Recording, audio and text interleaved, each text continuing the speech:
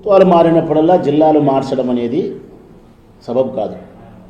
దానివల్ల ప్రభుత్వాల మీద ప్రజలకు విశ్వాసం పోతుంది. రెండవది, మళ్ళీ రేపొద్దున వైఎస్ఆర్ పార్టీ వచ్చినప్పుడు మళ్ళీ అన్నమయ్య జిల్లా లేకుండా ఎట్లా పోతుంది? అంతే కదా. అప్పుడు ఏముంటుంది ప్రజలలో ప్రభుత్వాల మీద విశ్వాసము? అది పద్ధతి కాదు. ఒక ప్రభుత్వం అన్నీ ఆలోచించి నిర్ణయం తీసుకొని రాజంపేట అన్నమయ్య జిల్లా చేసిన తర్వాత ఉండాలి. కనీసం 33,000 సంకీర్తనలను ఆ దేవదేవుడు వెంకటేశ్వర స్వామికి అంకితం చేసినటువంటి అన్నమయ్య ఆ జిల్లాలో ఆ ప్రాంతంలో పుడితే ఆయన పేరు పెడితే ఆయన పేరే కనుమరుగైపోతుంది లేకుండా అంటే ఎంత అన్యాయం. ఇప్పుడు ఆయన పేరు ఉంటుందా? అన్నమయ్య అనేది ఉండదు కదా. మరి నేను వెంకటేశ్వర భక్తుడు అంటాడు ఆయన చంద్రబాబు నాయుడు వెంకటేశ్వర భక్తుడే తిరుమల గనిసార్లు పోతా అని చెప్పినప్పుడు ఆ ఏడుకొండల వానికి అత్యంత ప్రియమైన వాడు అన్నమయ్య. 33,000 సంకీర్తనలు అంకితం చేసిన వాడు.